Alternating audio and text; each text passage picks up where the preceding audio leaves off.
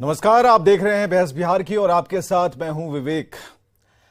ईद का चांद देखा गया और ईद के चांद को देखने के बाद ईद की तैयारियां तो चल ही रही थी, लेकिन अब बधाइयों का सिलसिला शुरू हो गया। तो पूरे बिहार को न्यूज़ 18 की तरफ से बधाई। और ईद का चांद दिखा, लेकिन बिहार की सड़कों पर, पटना की सड़कों पर, राजधानी पटना के स्टेशन रोड में जो दिखा वो ठीक नहीं हुआ, ठीक नहीं दिखा, होना नहीं चाहिए था। हुआ यूं कि एक व्यक्ति जिनकी दुकान है वहां पर, रईस नाम है उनका, लेकिन उनकी रईसी उनकी जुबान से नहीं छलकी, इसलिए ये डिबेट हमें करना पड़ा। और जो उनकी जुबान से निकला वो स्वागत योग्य नहीं था। उत्तर प्रदेश का माफिया जिसकी तारीफ के कसीदे गढ़े जा रहे थे, वो भी नमाज के बाद, तो मानसिकता झलक रही थी। उनके पीछे तकरीबन 30 से 40 लोग रहे होंगे जब वो नारेबाजी कर रहे थे, शहीद अतीक बता रहे थे। इसके पीछे उनकी मंशा क्या थी, या फिर उनका भी रिमोट किसी और के पास था? तो ये सारे शक के जो दायरे हैं ये तब और बढ़ गए जब वो अपनी चलती फिरती दुकान, यानी उनकी बैग की दुकान है जहां पर सूटकेस और बैग मिलते हैं, और हैंडबैग की दुकान को छोड़कर वो फरार हो जाते हैं। पुलिस पहुंचती है वहां पर, लेकिन वो मिलते नहीं। पुलिस से हमने सवाल पूछा, भाई आप यहां पर आए हुए हैं? तो उन्होंने कहा कि नहीं, देखने के लिए आए हुए, शांति व्यवस्था कायम रहे। भाई किस बात की शांति? भाई तो इस तरीके का आपने बयान दिया, इस तरह की बातें आपने की, तो वहां हर कोई आक्रोश में हो गया। कुछ लोग सपोर्ट कर रहे थे, कुछ लोग कह रहे थे कि मीडिया वाले ही यहां से चले जाएं, बिना मतलब का आप लोग दिखाते हैं। भाई हमने वही दिखाया जो रईस चाहते थे, और रईस ने जो कुछ भी कहा, रईस ने जो कुछ भी बका, रईस ने जो कुछ भी फरमाया, वो ठीक नहीं था। क्या हुआ उसकी एक छोटी सी रिपोर्ट इस वक्त हम आपको दिखा रहे हैं।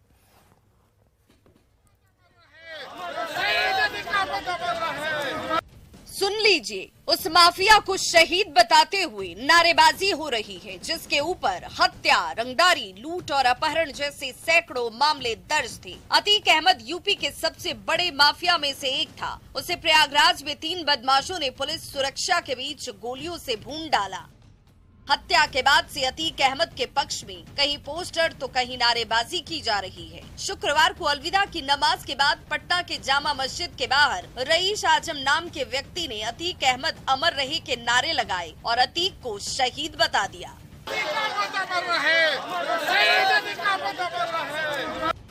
अतीक के पक्ष में हुई नारेबाजी के बाद बिहार में सियासत तेज हो गई है। बीजेपी प्रवक्ता निखिल आनंद ने कहा कि ऐसा मुस्लिम तुष्टीकरण की वजह से किया जा रहा है। बिहार के मुख्यमंत्री श्री नीतीश कुमार जी बिहार को पाकिस्तान बनाना चाहते हैं और यहां पर तालिबानी कानून लागू करना चाहते हैं। बीजेपी के आरोप पर आरजेडी प्रवक्ता एजाज अहमद ने कहा कि उसे धार्मिक नजरिए से देखा नहीं जाना चाहिए। कानून व्यवस्था के मामले को लेकर के जो आज रोष प्रकट किया गया, उसको उसी नजरिए से देखने का। जबकि जेडीयू का कहना है कि अतीक जैसी माफिया का समर्थन कोई नहीं करता। हत्या पर सवाल जरूर है। जाता है, हर किसी को यह समझना चाहिए कि अपराधी की कोई जाति नहीं होती, कोई धर्म नहीं होती। कांग्रेस प्रवक्ता ज्ञान रंजन ने कहा कि जिस ढंग से अतीक की हत्या की गई, उस पर तो सवाल उठेगा ही। देखिए, किसी भी तरह से इस तरह के नारे को जस्टिफाई नहीं किया जा सकता। सवाल है कि क्या अब धर्म के नाम पर माफिया और गुंडों को भी शहीद बताया जाएगा? न्यूज़ 18 के लिए पटना से धर्मेंद्र और रवि एस नारायण की रिपोर्ट। चलिए डिबेट शुरू करते हैं। आज हमारे साथ इस डिबेट में संतोष पाठक जी हैं, प्रवक्ता बीजेपी से। संतोष जी, बहुत स्वागत है। हम स्वागत करना चाहेंगे अभिषेक झा का, प्रवक्ता जेडीयू। प्रोफेसर एनके चौधरी का स्वागत करेंगे, राजनीतिक विशेषज्ञ के तौर पर और शिक्षाविद के तौर पर हमारे साथ मौजूद हैं। मोहम्मद शकील, सदस्य मस्जिद कमेटी की, आपका भी बहुत बहुत स्वागत है मोहम्मद शकील। तो इस स्वागत के बाद सबसे पहला सवाल मोहम्मद शकील से ही कि मोहम्मद शकील, क्या आज जो हुआ राजधानी पटना की सड़कों पर, चांद दिखने से पहले जो दिखा, आपकी प्रतिक्रिया क्या है, आपका रिएक्शन क्या है? पहले मैं आपको ये चीज बता दूं कि ये कहीं से भी समाज के लिए, देश के लिए सही नहीं है। समाज में जो सौहार्दपूर्ण वातावरण बना हुआ है और जिस तरीके से बिहार के मुख्यमंत्री लोकप्रिय नीतीश कुमार ने समाज में सौहार्दपूर्ण स्थापित किए हैं, उसको जो है इनके द्वारा चैलेंज करने का काम करने का हुआ है। जबकि मस्जिद कमेटी के मैं सदस्य और अल-फलाह के जो है ज्वाइंट सेक्रेटरी होने के नाते मैं आपको ये बात बता दूं कि कहीं से भी मस्जिद की कमेटी हो या वैसे इंसान जो मस्जिद से जुड़े हो और एक कम्युनिटी के लोग हो, उनको कहीं से भी जो है ये सब चीज से कोई लेना देना नहीं। एक ऐसे इंसान है जिनका नाम आपने जो रईस साहब का नाम लिए हैं, एक दुकानदार हैं, उनके जहन में क्या आया और किस तरीके से किन्हीं को शहीद, किन्हीं को कुछ बोलने का है, उस पर हम नहीं जाएंगे। लेकिन मस्जिद की कमेटी इस बातों से जो है अलग होती है, अलग करती है अपने आप को, क्योंकि इसमें इन्वॉल्व है नहीं। विवेक सर। बिल्कुल। तो लेकिन नमाज अदा की गई, नमाज में जब उसके बाद आप लोग एक अच्छी बातों को सामने रखते हैं, जो कुरान शरीफ में बातें लिखी गई हैं, और कोई भी ऐसा धर्म ग्रंथ जिसमें अच्छी बातें ही होती है कि सभी अच्छे रास्ते पर चलें, अच्छे विचार रखें, एक दूसरे के प्रति जो उनका जो भावनात्मक लगाव है, वो धार्मिक लगाव, सांस्कृतिक लगाव, ये बना रहे। ये क्या जो मस्जिद के पास जो दुकानें हैं, एक छोटा सा सवाल सिर्फ आपसे हम करना चाहेंगे कि जितनी दुकानें वहां स्टेशन रोड के पास हैं या फिर कहीं भी और भी, तो क्या इन पर भी, यहां पर दुकान चलाने वालों पर भी, क्योंकि वहां पर काफी रोजेदार थे और उनके पीछे 40-50 लोग और थे जो कि नारेबाजी में शामिल थे, ठीक है, निंदा कर देना या फिर ऐसे बयानों को कहना कि यह सरासर गलत है, क्या बस यहीं तक बात होगी या फिर इसके अलावा आगे ऐसा ना हो, इसके लिए जो मस्जिद कमेटी है क्या एक्शन ले रही है? विवेक जी, मैं आपको एक बात मैं जो है आपको बता दूं कि मैं विगत 14 वर्षों से जो है उस मस्जिद के जो है खिदमत कर रहा हूं, खादिम भी हूं और वहां के सदस्य के नाते जो अपने आपको सदस्य नहीं कहता जी। मोहम्मद शकील, आप फ्रेम फ्रीज हो गया है, लेकिन हम कोशिश करेंगे आपसे जरूर बात करें। और एक बात तो जरूर है, यहां पर संतोष पाठक हमारे साथ बीजेपी से हैं। संतोष पाठक बराबर ये इल्जाम नीतीश कुमार पर लगते रहे हैं, यहां मोहम्मद शकील ने साफ तौर पर नीतीश कुमार की तारीफ की। यहां पर तुष्टीकरण कहां आ जाता है? ये कह रहे हैं कि जो गलत है सो गलत है। उनके दिमाग में ये बातें कहां से आई, ये अब पूछताछ का सवाल है, जांच का सवाल है। लेकिन सवाल इस बात को लेकर के है कि यहां पर तुष्टीकरण क्यों? क्योंकि इसके बाद कई बीजेपी के बयान आए और देश राष्ट्रद्रोह और तमाम चीजें आई, बहुत सारे शब्दों का इस्तेमाल किया गया। तो किसी एक व्यक्ति विशेष से कैसे आकलन हम कर लें कि हो क्या रहा है? विवेक जी, तुष्टीकरण की बात हम लोगों ने इसलिए कही क्योंकि जिस प्रकार से पिछले 1-1.5 महीने से एक विशेष कम्युनिटी के लोगों को अपने पक्ष में करने के लिए दसों बार से ज्यादा स्वयं मुख्यमंत्री जी और उनके डिप्टी सीएम जी जिस प्रकार से जालीदार टोपियों को पहन के अलग अलग बैठकों में जा रहे हैं, वो एक इस चीज को तो जरूर सुनिश्चित करता है कि इस सरकार का और इन दोनों दलों का, राजद और जदयू का, रास्ता क्या है, किस दिशा में आगे बढ़ना चाहते हैं। देखिए, विषय तुष्टीकरण के भी विषय को अगर छोड़े विवेक जी, 2-3 महत्वपूर्ण प्रश्न है कि नीतीश कुमार जी का शासन पर अख्तियार कम हुआ है। जो 2 प्रमुख विषय वो हमेशा से शुरुआत से 20 वर्षों के अपने बिहार के सीएमशिप में उन्होंने जो 3 शब्द कहे, क्राइम, करप्शन, कम्युनलिज्म और सुशासन, ये 4 शब्द नीतीश जी के सबसे महत्वपूर्ण शब्द रहे, जिस पर उन्होंने इतने वर्षों में काम करने का प्रयास भी किया और कुछ हद तक किया भी। आज जब वो महागठबंधन में चले गए तो ये चारों शब्द एक प्रकार से धीरे धीरे कमजोर पड़ गए और उनकी जो पूरी राजनीति थी वो फेड हो गई, कमजोर दिखने लगी। और आज जब इस प्रकार की फिरका परस्त लोग या विभाजनकारी शक्तियां जिस प्रकार से सरेआम आकर इस प्रकार के अतीक जैसे लोगों को भी अगर कोई शहीद बता दे और उस पर किसी भी प्रकार की दंडात्मक कार्रवाई न हो तो लोग क्या सवाल उठाएंगे, क्या नहीं कहेंगे? रईस नाम के व्यक्ति ने अगर आज जो ऐसी बातें कही, इसके पीछे आपको क्या लगता है? इसके पीछे कौन है? रिमोट किसके हाथ में? नहीं, रिमोट तो देखिए एक पूरा तंत्र है विवेक जी। देखिए, वो किसी से छिपी हुई बात नहीं है कि वो हम कुछ अलग बता दें, आप कुछ अलग सोच लें। देश में एक विशेष प्रकार का विभाजनकारी शक्तियां देश में लगातार काम कर रही हैं और बिहार उसका एक महत्वपूर्ण इनपुट प्रदेश के रूप में देखा जाना चाहिए। इशरत के केस में क्या हुआ, जिस प्रकार से अब्बू जान बनकर नीतीश जी सामने आए, तो स्वाभाविक तौर पर लोगों को ये लगेगा कि हाँ, अगर हम कुछ गलती भी कर देंगे तो ये हमें डिफेंड करने का काम जरूर कर सकते हैं। ठीक है, यहाँ पर आपका कहना है कि महागठबंधन के नेता तुष्टीकरण की राजनीति कर रही है, और आप सवाल कर रहे हैं कि यहाँ पर विभाजनकारी शक्तियां यानी कि तोड़ने वाली शक्तियां लगी हुई है। अभिषेक, इसका कोई जवाब है? आप लोग तोड़ रहे हैं, जोड़ रहे हैं, मुझे राजनीति कर रहे हैं। ठीक है, इस पर तुरंत आते हैं, चौधरी के पास है, इसका जवाब दे दीजिए अभिषेक, इसका जवाब दे दीजिए। विवेक जी, मैंने इत्मीनान से इनकी बातें सुन ली, इंटरप्ट नहीं किया इनको। देखिए, समझना यह है कि अतीक अहमद जैसे दुर्दांत अपराधी का कोई समर्थन करता है, ये गलत है, एकदम नाजायज है, समाज के खिलाफ है। अपराधी की कोई जाति धर्म नहीं होती है, और जिस व्यक्ति ने इस तरह का नारा लगाया है, अभी भी मेरी बात हो रही थी प्रशासनिक महकमे के लोगों से, लगातार छापेमारी हो रही है। किसी भी समय आपको यह सूचना मिल सकती है कि ऐसे व्यक्ति को गिरफ्तार किया गया है। मस्जिद की तरफ से आपने मोहम्मद शकील जी को बिठाया है, उन्होंने अपना पक्ष रखा। मस्जिद के जो इमाम है उनका भी वीडियो आपके पास होगा, जो बाइट उन्होंने दी है, अगर नहीं है तो कहिए, मैं शेयर कर दूंगा। नहीं है। इस तरह की चीजें बर्दाश्त नहीं, हाँ होगा। देखिए, इस तरह की चीजें बर्दाश्त करने योग्य नहीं है। पक्ष विपक्ष पर आरोप लगाने से बेहतर होता कि हम लोग तुष्टीकरण की बात ही नहीं करते, आगे बढ़ते। अब चले आते हैं अतीक अहमद पर। अतीक अहमद दुर्दांत अपराधी था, लेकिन उसकी जो हत्या हुई वो गलत थी। यूपी के जंगल राज का वो प्रदर्शन था। उत्तर प्रदेश की पुलिस अब उस पर कार्रवाई करे, जो भी मसला है वो आगे चल के जाए। समझना जरूरी है कि ये भाजपा के लोग उस पर राजनीति कैसे कर रहे हैं। कहिए तो मैं आज फिर एक ट्वीट पढ़वा देता हूं इनसे।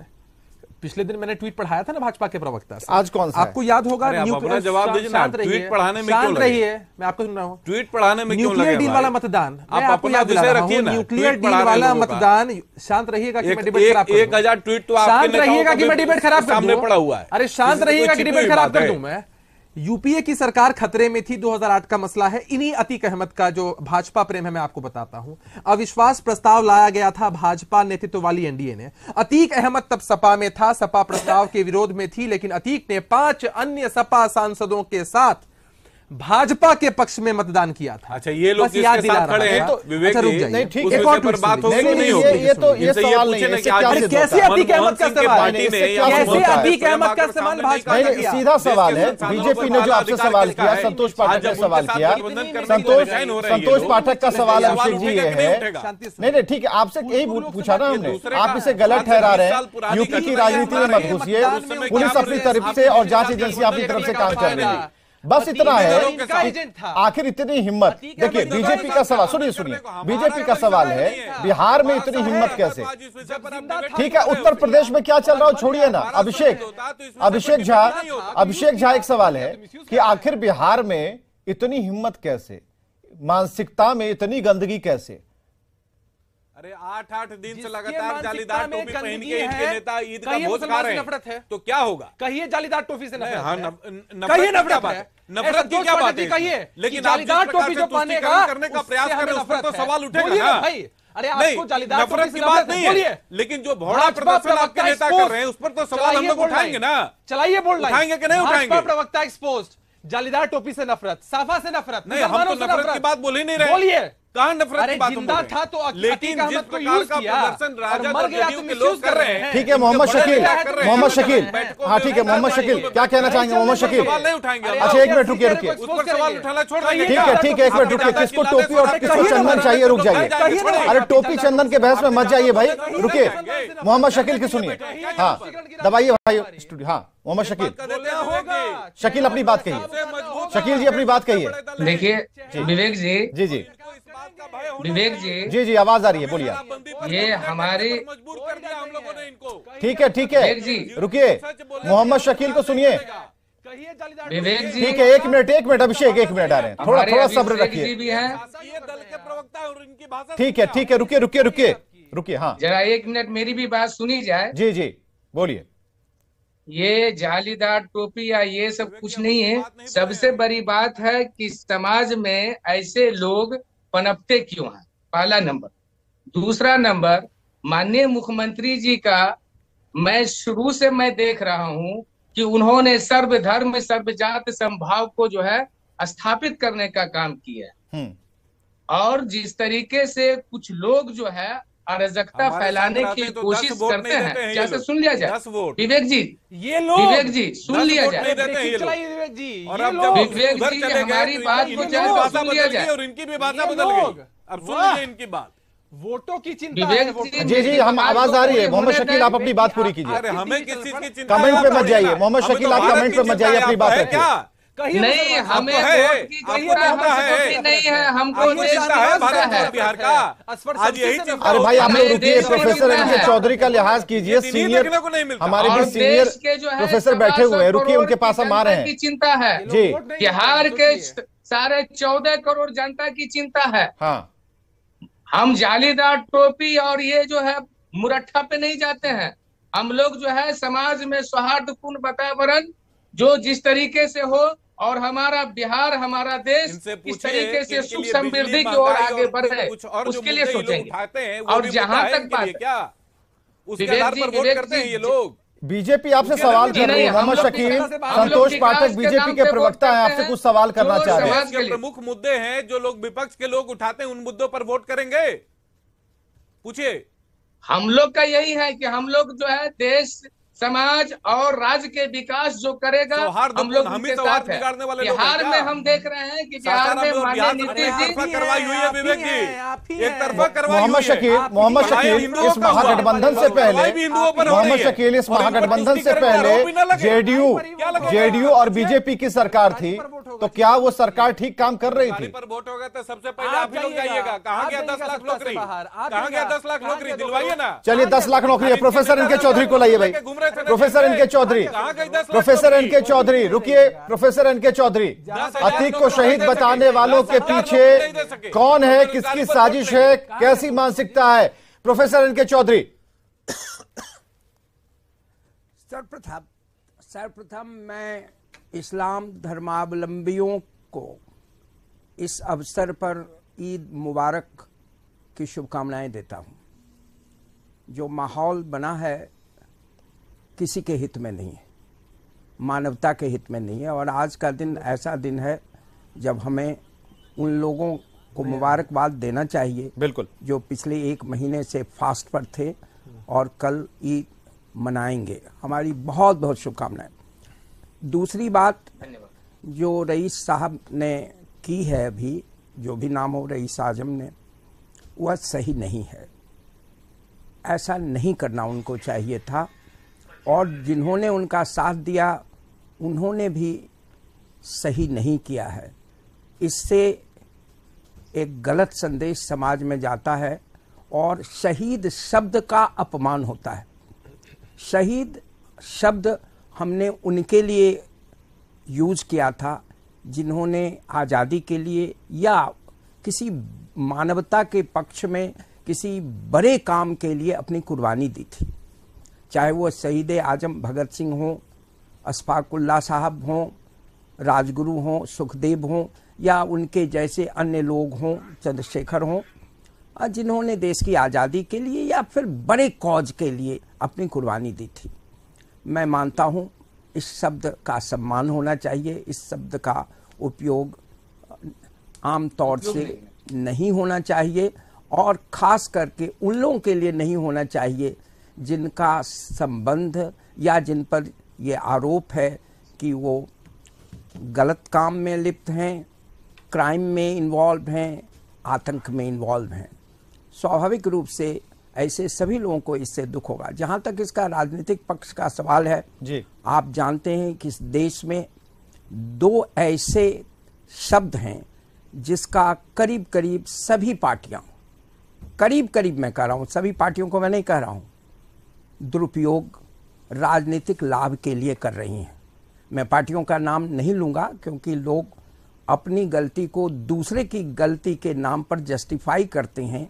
यहाँ तक कि क्राइम, मर्डर जैसे क्राइम, रेप जैसे जघन्य अपराध को भी जस्टिफाई डायरेक्टली इनडायरेक्टली करते हैं इस आधार पर कि उनके जो विरोधी पार्टी है वहाँ भी ऐसा ही होता है। ये उचित नहीं है। कुछ चीज़ों पर इस देश को एकमत होना चाहिए। जहाँ तक सवाल है क्राइम का और गंभीर अपराध का, आतंक का, उस पर धर्म और जात के आधार पर राजनीति नहीं होनी चाहिए। हमारे पास ऐसे तथ्य हैं उपलब्ध जिसके आधार पर आप निष्कर्ष निकाल सकते हैं कि हर जाति और हर धर्म में ऐसे तत्व हैं जिन्होंने ऐसे कार्य किए हैं या कर रहे हैं, प्रोफेसर साहब, क्या ये व्यक्ति कानून विशेष सम्मत की नहीं जुबान है, से निकला हुआ अपशब्द इसे मानेंगे?